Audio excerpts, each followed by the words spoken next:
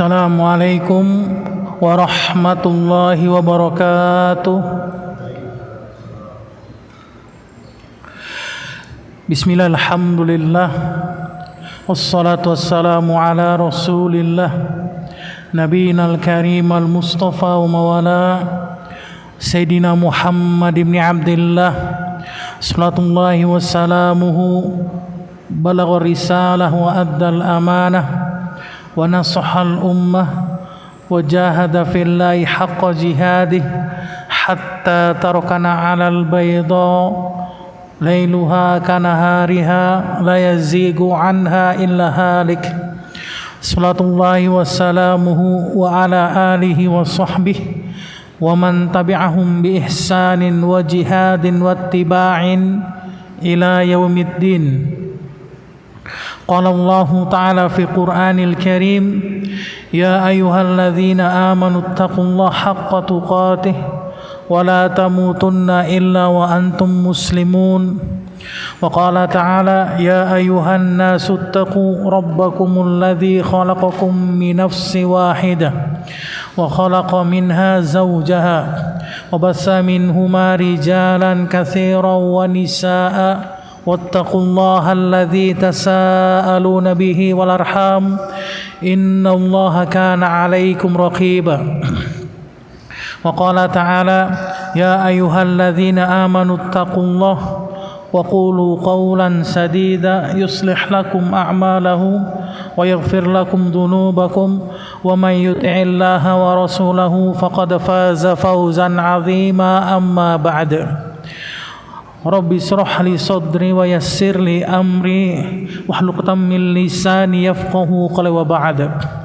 Barakallahu fikum. Alhamdulillah, segala puji bagi Allah Subhanahu wa taala Rabbul Jalalah yang telah melimpahkan nikmatnya kepada kita, yaitu nikmat iman wal Islam, yang mana dengan kedua nikmat tersebut kita masih diberikan kesehatan, kekuatan oleh Allah Subhanahu wa taala untuk berkumpul di majlis ilmi dalam rangka sedikit mempelajari agama Allah dan berusaha untuk mengamalkan sunnah Rasulnya sallallahu alaihi wassalam.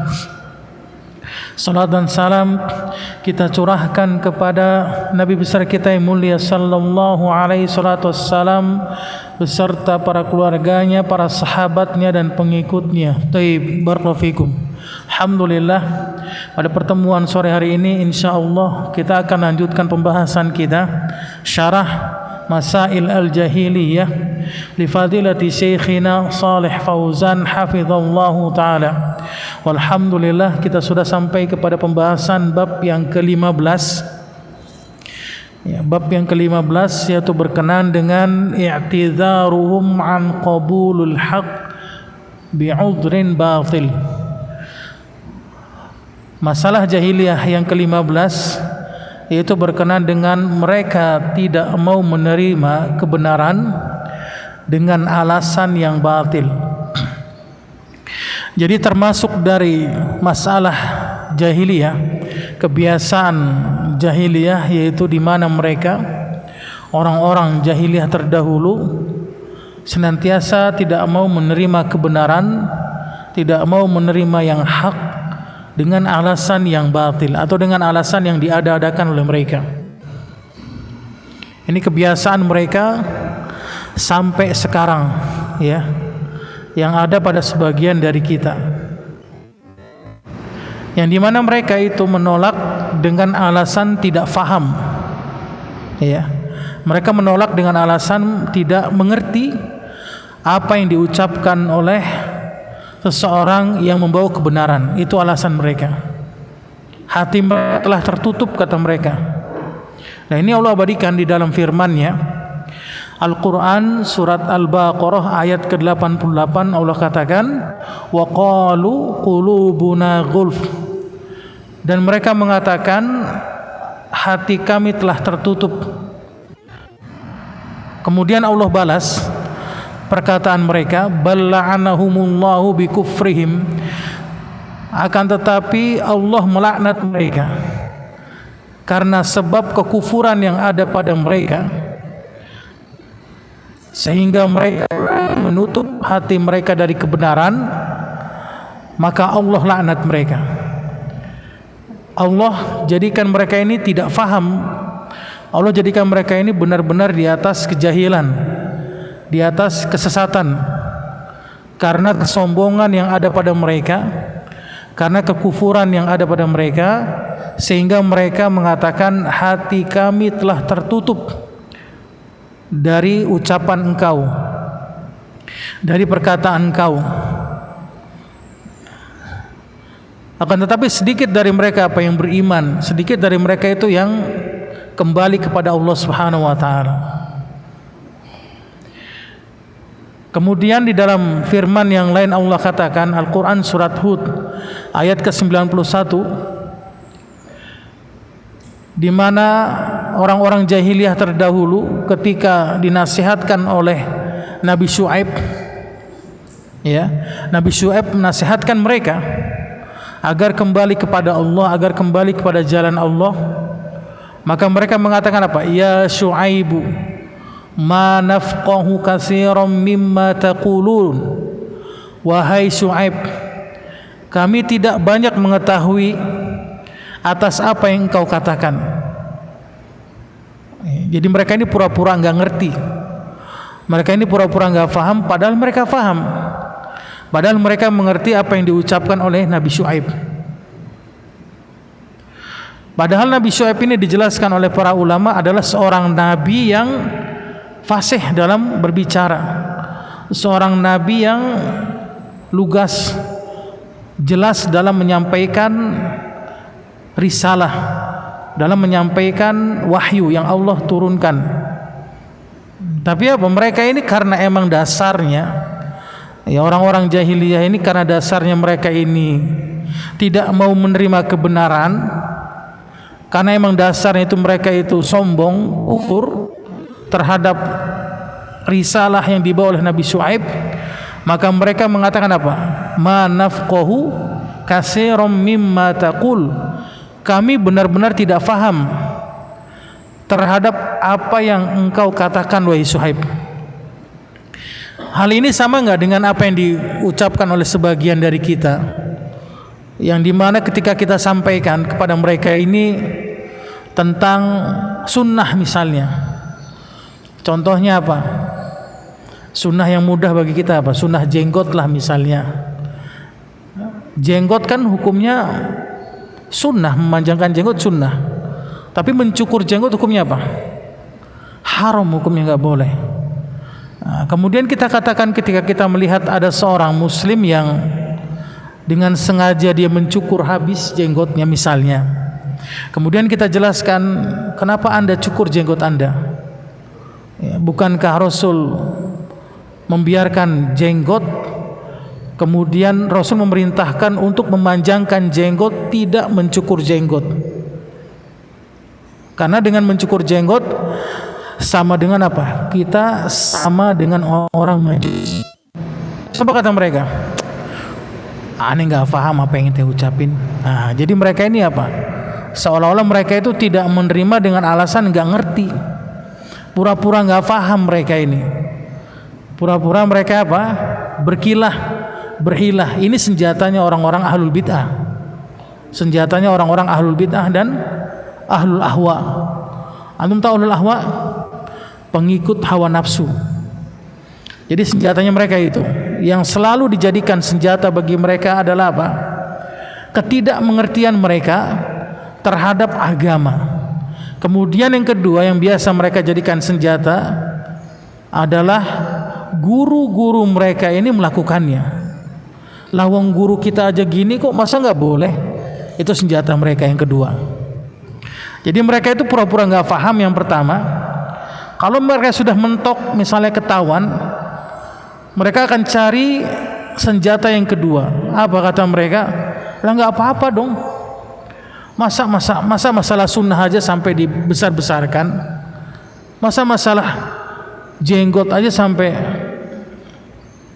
ahli neraka dan sebagainya? Masa masalah jenggot aja sampai kita ini bermusuhan, kafir-kafiran? Enggak, bukan seperti itu. Ya, di sini kita diperintahkan untuk memanjangkan jenggot, tapi diperintahkan untuk juga apa? membiarkan janggut kita tumbuh. Ini sama dengan mereka, sehingga mereka berdusta atas nama Allah. Mereka bohong. Mereka itu banyak menggunakan hadis palsu. Banyak, antum nggak percaya, antum lihat. Banyak mereka ini menggunakan hadis-hadis palsu. Mereka berani berdusta atas nama Rasul. Oleh karena itu apa? Fabayyana anna dzalika bisababit taba'.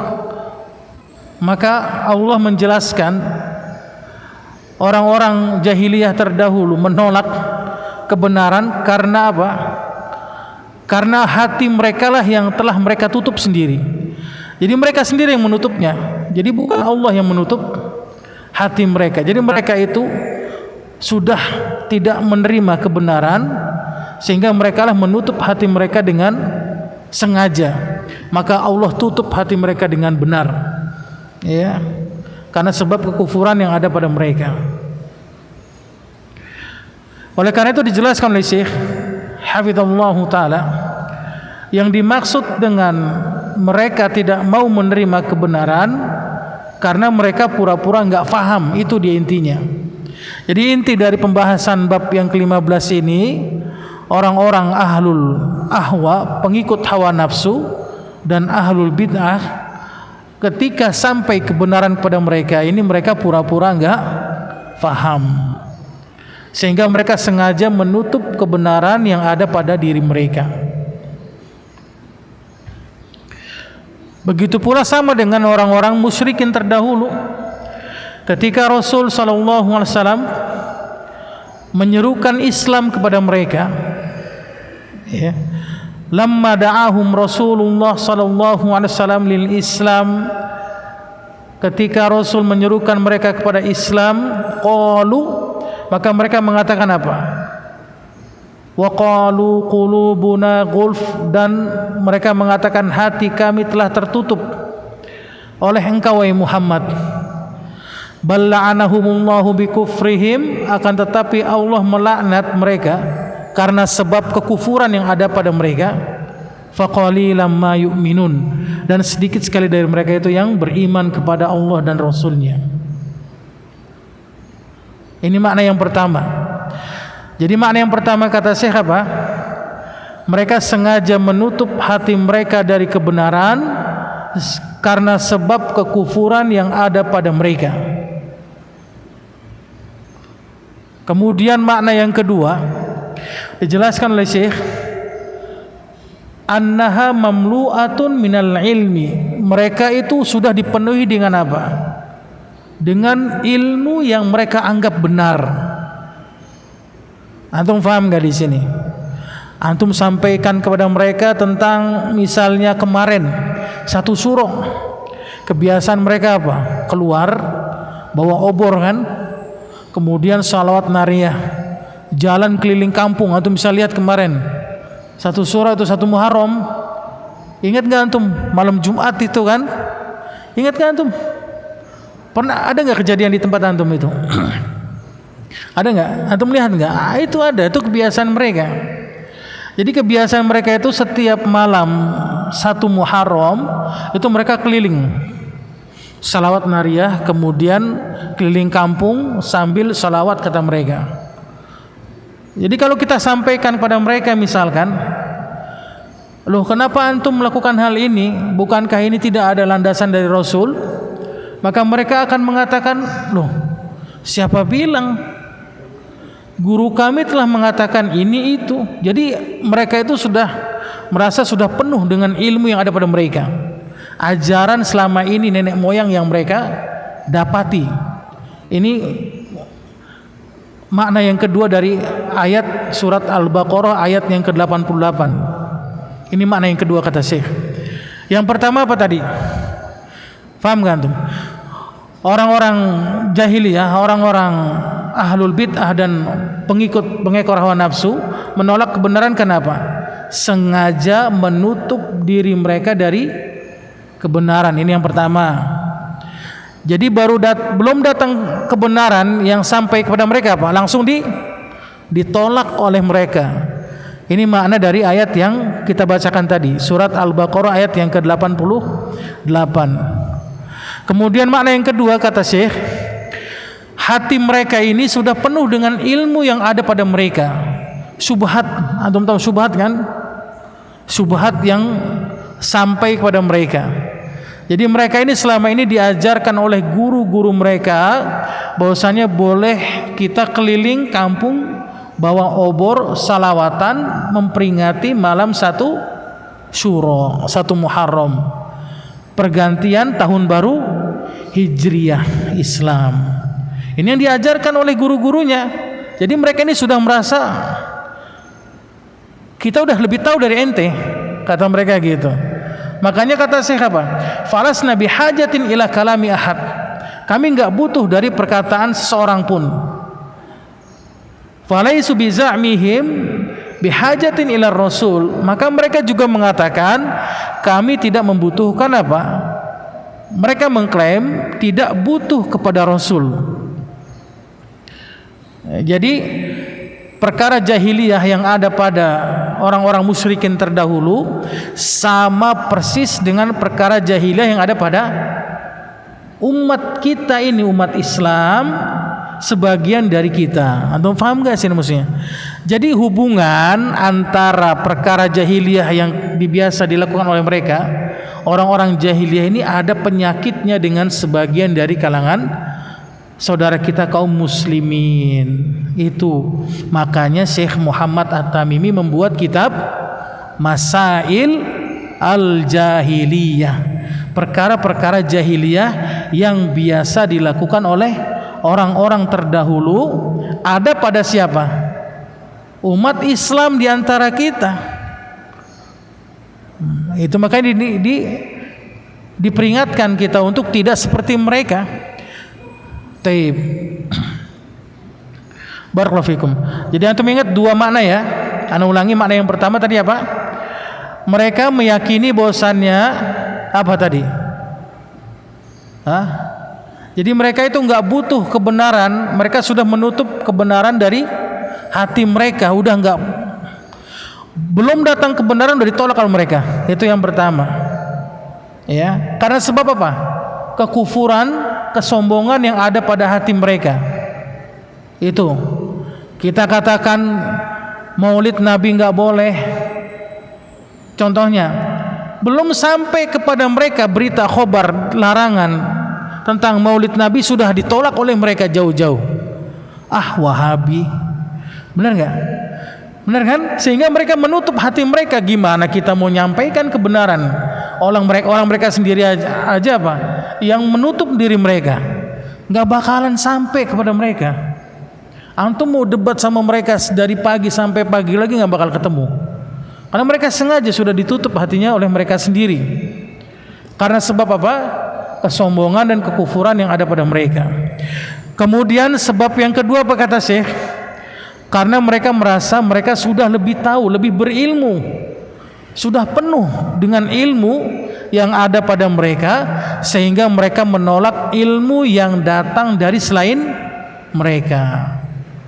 Mau siapapun dia, mau salafi dan sebagainya, kalau kita jelaskan kebenaran qala Allah wa qala Rasul, Allah berfirman, Rasul bersabda, para sahabat berkata, mau dia mengatakan saya adalah salafi, tapi kalau dia menolak kebenaran, merasa dirinya sudah paling benar, maka sifat jahiliyah yang ada pada mereka ada pada siapa? Pada dirinya. Antum paham di sini kan maksudnya kan? Paham nggak di sini? Taib. Barakallahu fikum. Oleh karena itu Allah Subhanahu wa taala menjelaskan sebab mereka itu menolak kebenaran itu bukan hati mereka yang tertutup, bukan, karena kekufuran dan kesombongan yang ada pada mereka. Bikufrihim, antum lihat di situ, ya. Pada ayatnya antum lihat, balla'anahumullahu bikufrihim, akan tetapi Allah melaknat dengan apa? Kekufuran yang ada pada mereka. Maka Allah jadikan hati mereka apa? Tertutup dari kebenaran. Taib. Sehingga Allah jauhkan mereka dari rahmatnya. Fasaru, maka mereka menjadi apa? La yaqbalunal haqqa bisababi kufrihim, mereka tidak menerima kebenaran karena sebab kekufuran yang ada pada mereka. Fasaru la yafqahuna qaular rasul, maka mereka menjadi enggak faham, tidak mengerti perkataan Rasul. Yang tadinya mereka pura-pura enggak ngerti, yang tadinya mereka pura-pura enggak faham, maka benar-benar jadi enggak ngerti beneran mereka. Ngerti enggak maksudnya? Antum paham enggak di sini? Paham insyaallah ya? Jadi mereka ini awalnya bener pura-pura enggak ngerti.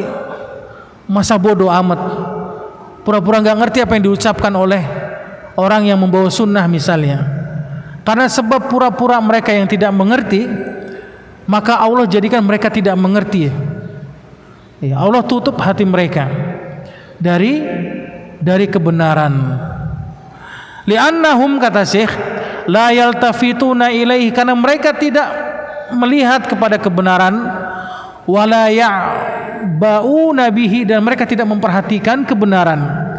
Li'anna Allah Ta'ala sarafahum, karena Allah memalingkan mereka, uqubatan lahum, yaitu sebagai hukuman kepada mereka. Sebagaimana Allah katakan dalam Al-Quran surat As-Saff ayat yang kelima, ketika mereka menolak kebenaran karena sebab sombong dan kekufuran, maka Allah palingkan kebenaran dari mereka. Dalam Al-Quran surat Saff ayat yang kelima ini hujahnya. Allah katakan, falamma zaghu azaghallahu qulubahum, dan ketika mereka berpaling dari kebenaran, maka Allah palingkan hati mereka dari kebenaran. Antum paham ya? Jadi benang merah antara ayat yang ini dengan ayat yang tadi, ayat surat As-Saff ayat yang kelima dengan surat Al-Baqarah ayat 88, paham ya? Jadi mereka ini pura-pura enggak ngerti, pura-pura enggak paham. Mereka menolak kebenaran itu karena sombong, karena kekufuran, maka Allah jadikan mereka benar enggak paham. Allah tutup mereka Allah palingkan mereka dari kebenaran. Makanya untuk melihat di situ ya, bisa dilihat oleh Mas Ari, itu halaman 91 kitab aslinya ya, bisa dilihat oleh antum. Maka Syekh mengatakan, faman lam yaqbalil haq, maka barang siapa yang dia tidak menerima kebenaran, halaman 91 antum bisa lihat. Ada Mas Ari? Ketemu enggak? Soalnya lagi nyari. Ketemu enggak? Ketemu ya? Taib. Antum lihat di situ penjelasan setelah surat As-Saff ayat yang kelima. Maka Syekh mengatakan, faman lam yaqbalil haq ibtalahu Allah bil batil, maka barang siapa yang dia tidak menerima kebenaran, kata Syekh, dengan sengaja loh, dia tidak menerima kebenaran dengan sengaja, maka Allah akan uji dirinya dengan kebatilan. Allah akan uji dirinya dengan apa? Dengan kesesatan yang ada pada dirinya.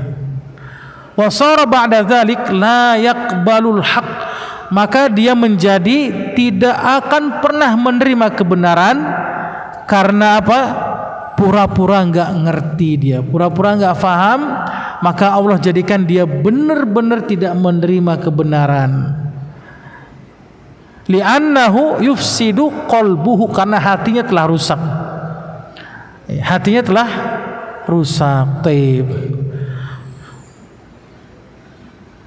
Sebagaimana Allah katakan dalam Al-Quran surat An-Nisa ayat 160 hingga 161, fabidhulmim minalladzina hadu harramna alaihim thayyibat uhillat lahum wa bisaddihim an sabilillahi katsira, maka disebabkan kezaliman orang-orang Yahudi, kami haramkan atas mereka apa? Makanan-makanan yang halal.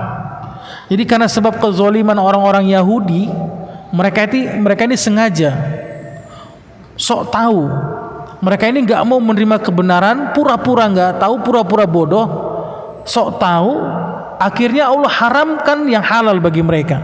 Antum paham nggak di sini? Allah murka sama mereka. Ini tabiat orang Yahudi ini adalah umat yang paling parah. Yang kemarin terjadi apa? Perang-perangan, iya. perang-perangan sama antum tahu lah, nggak usah disebut ya. Itu udah triknya mereka itu. Bapak sama anak perang nggak mungkin, nggak akan mungkin. Dan antum bisa tahu nanti janji Rasul 70.000 pengikut Dajjal itu akan keluar dari Asfahan. Antum tahu Asfahan dari mana? Iran. Dipastikan oleh Rasul nanti pengikut Dajjal dari Asfahan Iran. Makanya tidak akan pernah berubah mereka nanti. Ya, ini hadis diucapkan sudah berapa? 1.500 tahun yang lalu, ya kan? Kalau ada orang yang membela negara fulan, berarti dia nggak tahu dalil. Taib, barakallahu fikum. Allah laknat orang Yahudi, kenapa? Karena kesombongan mereka, sok tahu mereka, ketidaktahuan mereka ini Allah haramkan yang halal bagi mereka. Wa bisaddihim an sabilillah, karena apa? Karena mereka sering memalingkan dari jalan Allah. Wa akhdhimur riba, mereka itu biasa apa? Bermuamalah dengan muamalah ribawiyah. Ini muamalah mereka. Wa qad nuhu anhu, dan sungguh telah dilarang dari mereka. Wa aklihim amwalan nasi bil batil, dan mereka itu biasa apa? Memakan harta manusia dengan cara yang batil. Ini kebiasaan orang-orang Yahudi. Taib, barakallahu fikum. Begitu pula kaum Nabi Syuaib pada surat Hud ayat ke-91, ketika Nabi Syuaib menyampaikan tauhid, menyampaikan Islam pada umatnya, pada kaumnya, padahal Nabi Syuaib adalah nabi yang paling apa? Nabi yang paling faqih. Antum bisa lihat, wa kadzalika qaum Syuaib ma'annahu min afsahil anbiya'i wa abyanahum khitaban. Begitu pula Nabi Syuaib ketika menyampaikan risalah kenabian kepada umatnya, Nabi Syuaib adalah nabi yang paling apa? Fasih dalam berbicara, nabi yang paling jelas dalam menyampaikan. Bahkan Nabi Syuaib digelari dengan apa? Khatibul Anbiya, ya, khatibnya para nabi. Tuh saking fasihnya Nabi Syuaib. Nabi Syuaib aja yang fasih menyampaikan aja umatnya pura-pura nggak paham, pura-pura apa? Bodoh, pura-pura bahlul. Atau paham nggak? Itu diabadikan oleh Allah dalam Quran surat Hud ayat 91. Anda bisa lihat itu. Kata mereka apa? Ya Syuaib, ma nafqahu katsiran mimma taqul. Wahai Syuaib, kami benar-benar tidak banyak mengerti atas apa yang kau katakan. Tuh, antum bisa lihat tuh. Ya. Kemudian apa kata mereka? Wa inna lanaraka fina dha'ifa, dan kami melihat engkau adalah orang yang lemah.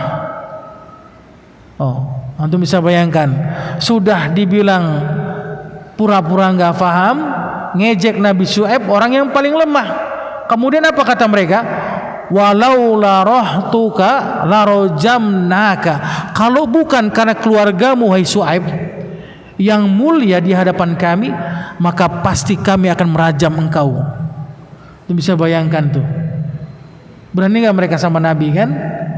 Kemudian apa kata mereka? Wa ma anta alaina bi'aziz, dan engkau tidaklah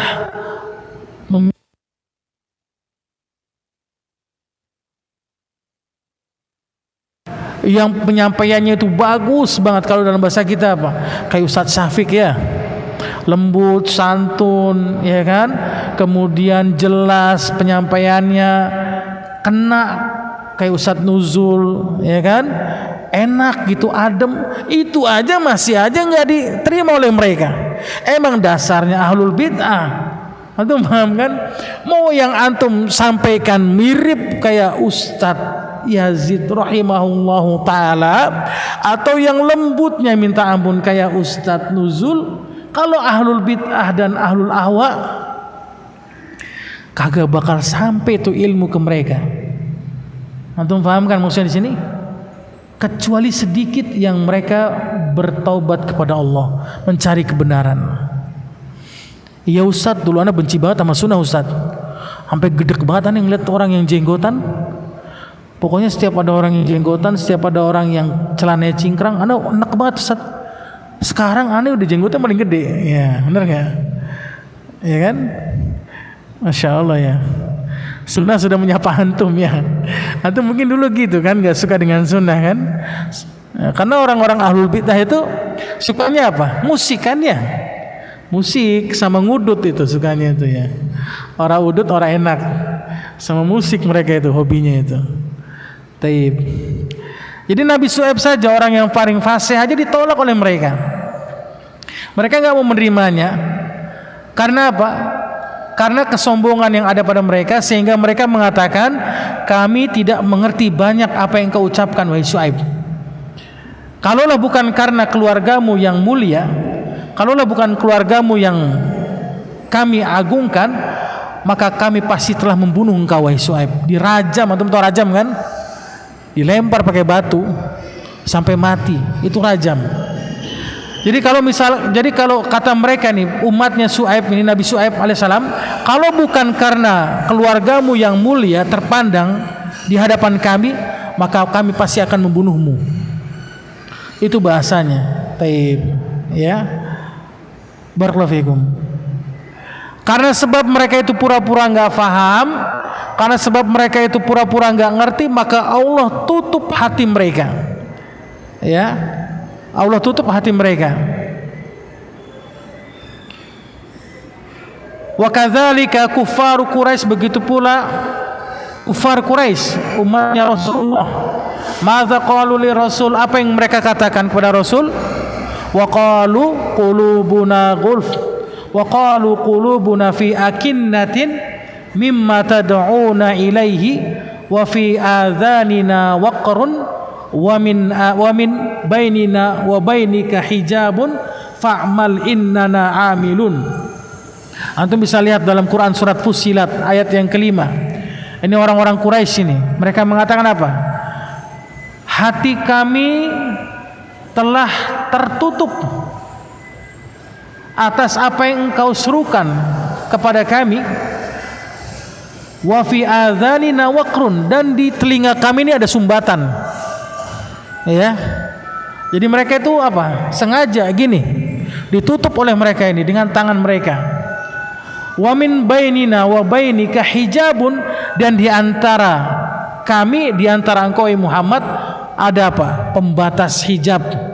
Fa'mal innana amilun, beramalah engkau, terserah engkau Muhammad, sesungguhnya kami juga akan beramal. Ya, jadi mereka itu benar-benar nggak mau ngikutin apa yang dibawa oleh Rasul kita yang mulia sallallahu alaihi wasallam, yaitu berupa apa? Islam.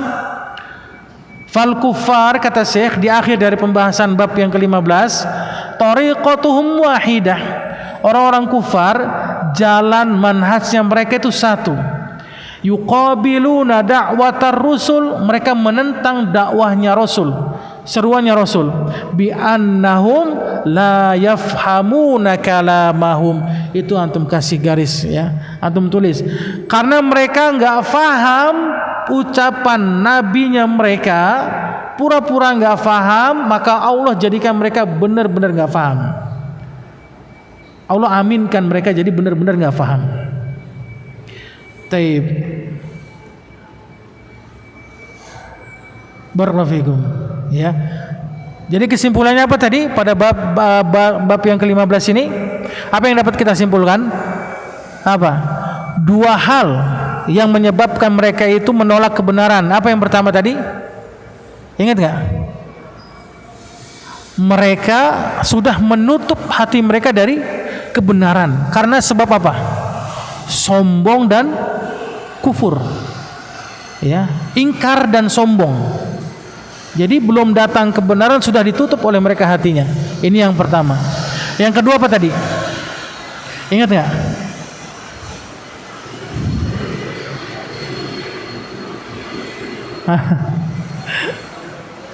Hah? Nah, ya. Nggak kedengeran. Karena mereka itu merasa lebih berilmu, lebih sudah punya ilmu daripada yang lain. Jadi mereka nggak butuh apa? Ilmu dari orang lain. Itu sebab yang kedua. Makanya nanti kalau antum akan temukan di kenyataan waqi yang kita hadapi nanti, baru antum merasakan bagaimana pandangan mereka menolak sunnah dua hal. Taib. Pura-pura nggak ngerti, pura-pura nggak paham, pura-pura dia jahil, Allah benar-benar jahilkan dia. Yang kedua apa? Sudah merasa gurunya sudah mengajarkan dia dengan ilmu yang benar. Jadi dia sudah merasa berilmu. Saya nggak butuh orang lain, ya. Saya nggak butuh dari orang lain. Bahkan anak pernah diskusi waktu anak di Libya dulu tentang masalah bid'ah. Saking kesalnya dia apa? Udahlah sob, capek anak di debat sama ente. Lu kok capek? Emang anak nyuruh debat sama ente, kata anak. Dia sampai bilang lakum dinukum waliyadin. La haula wala quwwata illa billah. Emangnya orang kafir, katanya gitu. Jadi apa? Madhab anda, madhab saya. Tuh saking kesalnya dia. Antum paham gak? Udah mentok dia, udah nggak ada lagi dalil. Jadi udah keselnya minta ampun dia. Loh, katanya kok ente jadi samaan anda sama orang kafir? Ini kan surat Al-Kafirun kan? Katanya Allah haula quwwata billah, bilang parah banget. Jadi mereka saking keselnya, saking gedeknya mereka nggak bisa menolak atau mengkanter kebenaran yang ada pada mereka itu.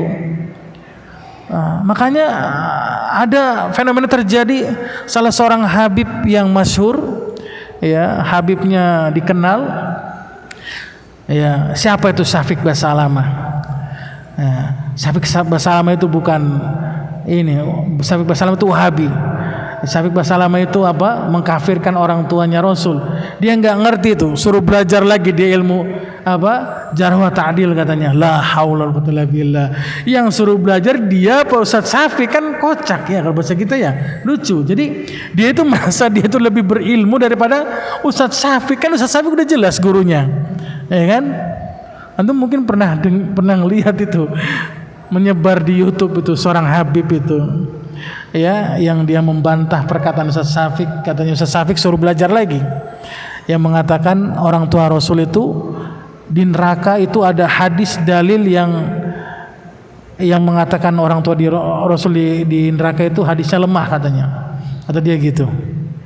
Nah, itulah begitu cara mereka untuk apa? Menolak kebenaran. Taib, barakallahu fikum. Azan jam berapa? Berapa menit lagi? 6 menit lagi. Taib. Kalau kita masuk ke pembahasan bab 16 cukup nggak? Nggak cukup. Cukup. Taib. Kita masuk pada pembahasan bab 16. Masalah yang ke-16. Berkata Syekh Muhammad At-Tamimi rahimahullahu taala, i'tiyadul yahud 'anit taurati bi kutubis sihr. Orang-orang Yahudi itu apa? Hobinya mengganti kitab Taurat mereka dengan apa?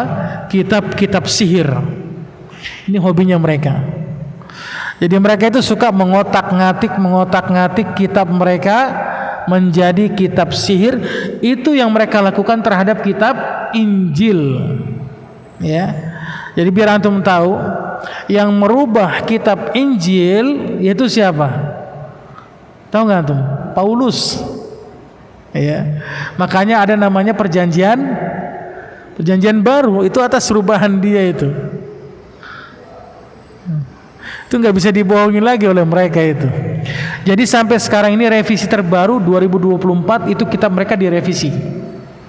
Bisa bayangkan. Coba dari yang ini diganti lagi oleh mereka, pokoknya seenak mereka aja lah.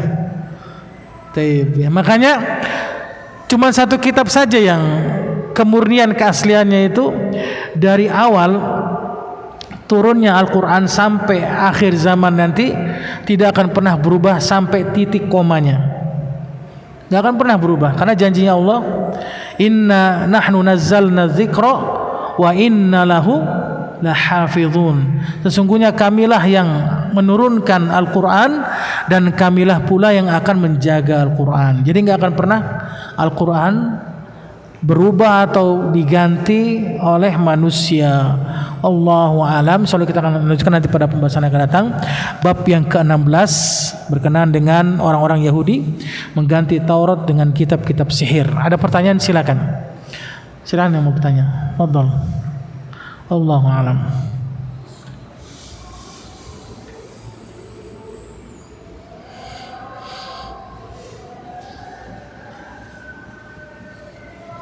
Ada yang mau bertanya?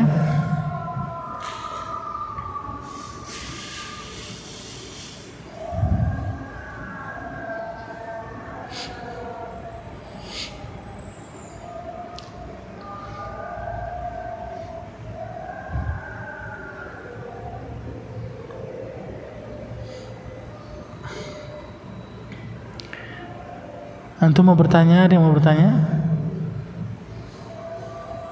Perihal apapun boleh, silakan. Kalau ini anak jawab insya Allah semampu anak.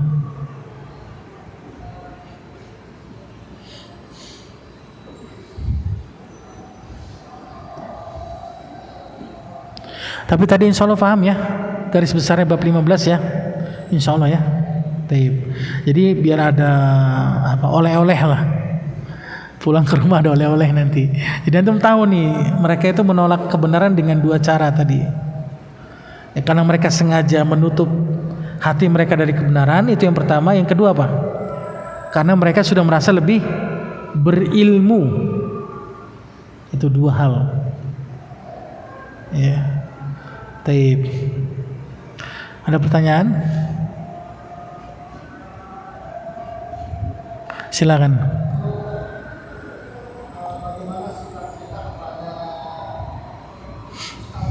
Ustaz. Iya. Iya.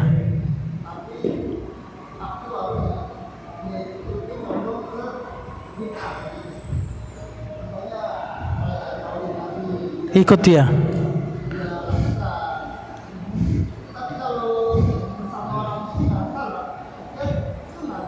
Iya.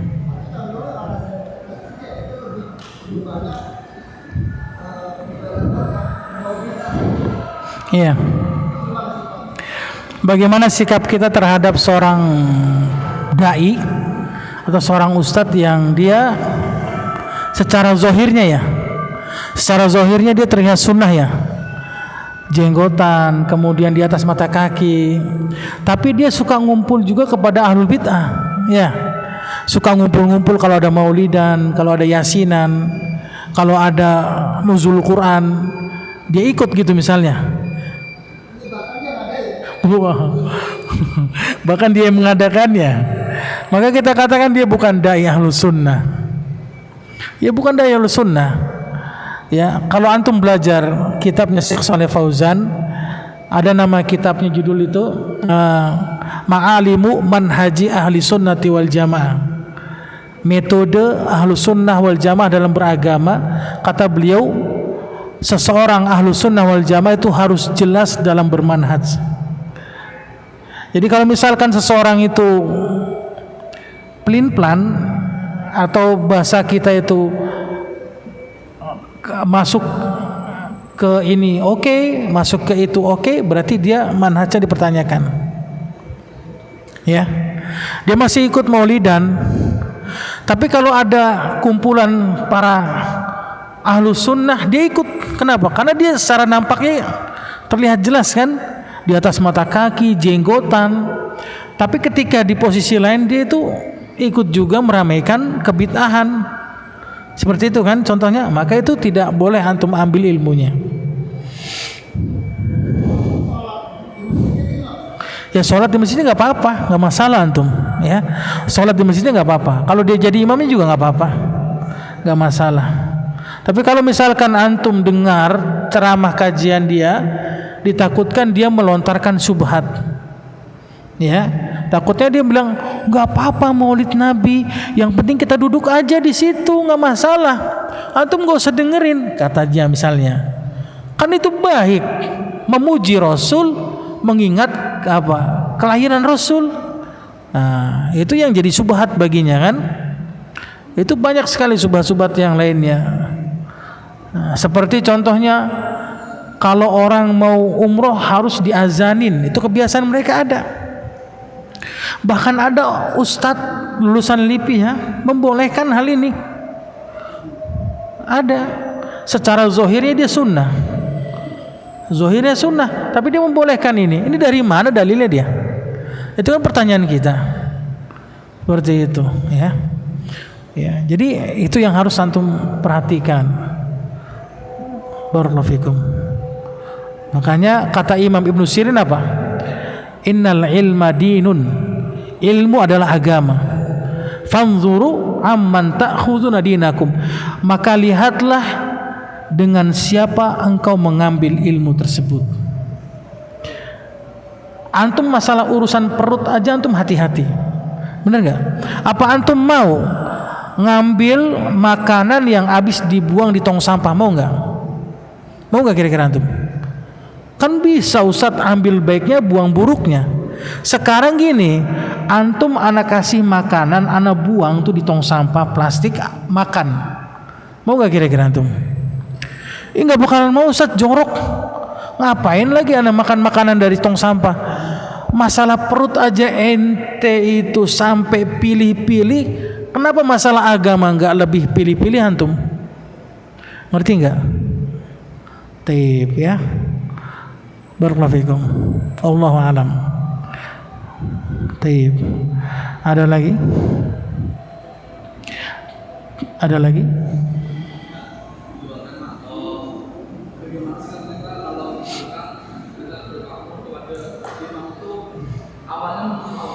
Iya.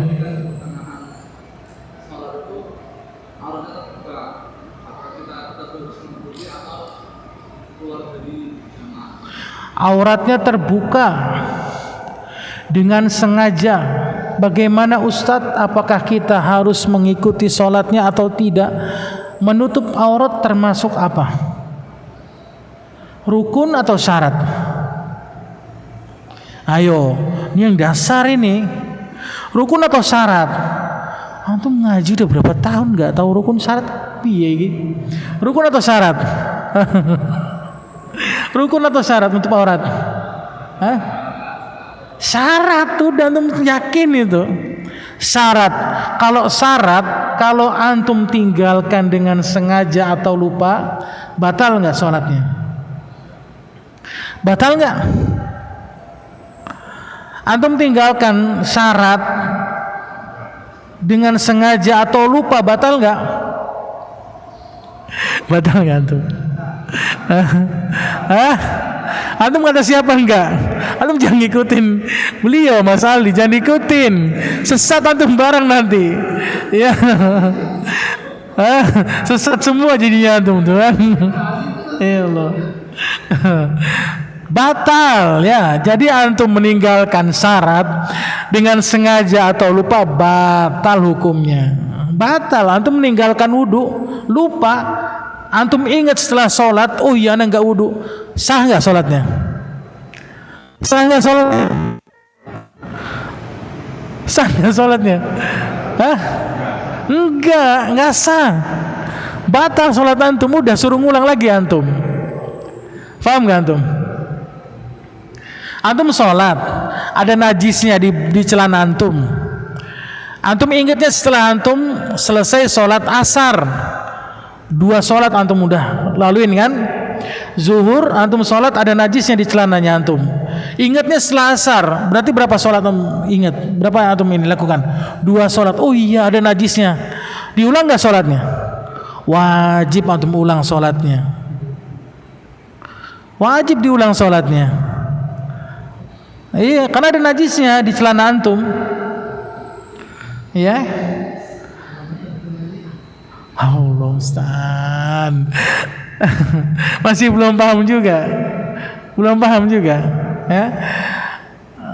Antum sholat zuhur, ada najisnya di celana antum, ya. Antum pakai buat kerja. Antum sholat asar juga. Antum ingat pas waktu setelah asar, lagi antum di kamar mandi habis sholat asar, oh ya Allah, ternyata ada najisnya ini. Ya, ana tadi nggak sengaja misalnya kena kencing anak ana. Ya, lagi ana mau berangkat, ana gendong kena di celana. Antum lupa itu, lupa. Paham nggak? Pas ingat pas antum di kamar mandi lagi mau buka celana, mau pakai celana, ada bau kencing anak antum. Antum udah sholat berapa? Zuhur sama asar. Wajib nggak antum ulangi sholatnya? Wajib nggak? Wajib antum ulangi sholatnya itu. Nggak boleh nggak diulangin, nggak sah sholatnya antum. Paham ya? Jadi seseorang meninggalkan syarat dan meninggalkan rukun dengan sengaja atau lupa, batal sholatnya. Antum sholat mampu berdiri. Berdiri sholat tuh masuk syarat atau rukun? Hah?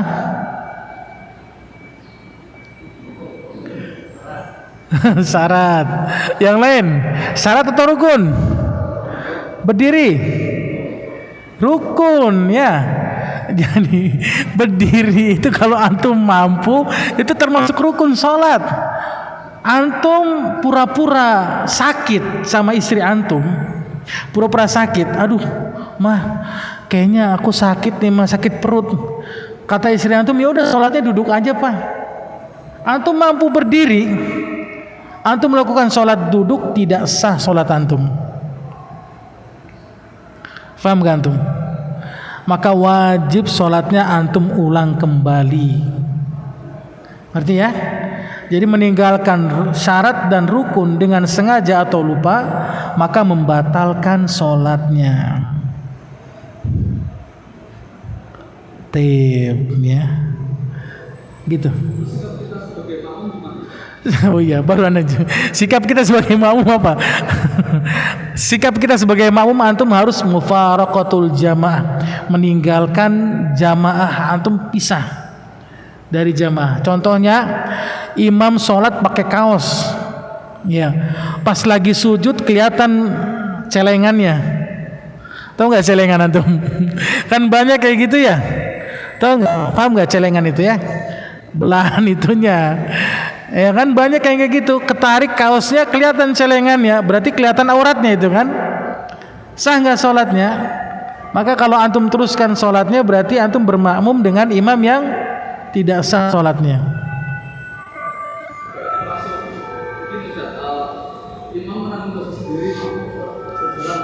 Ya kagak.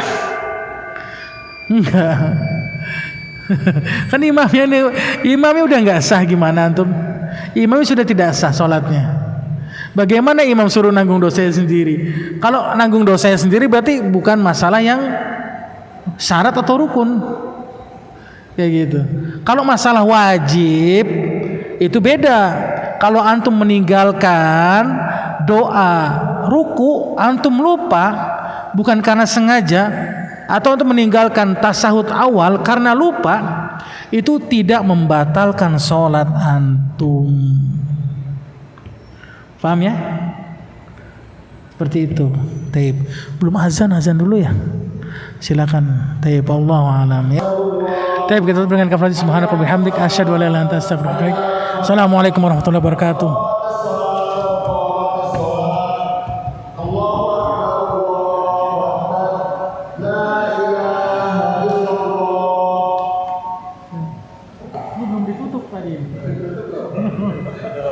Udah lupa kayak lu.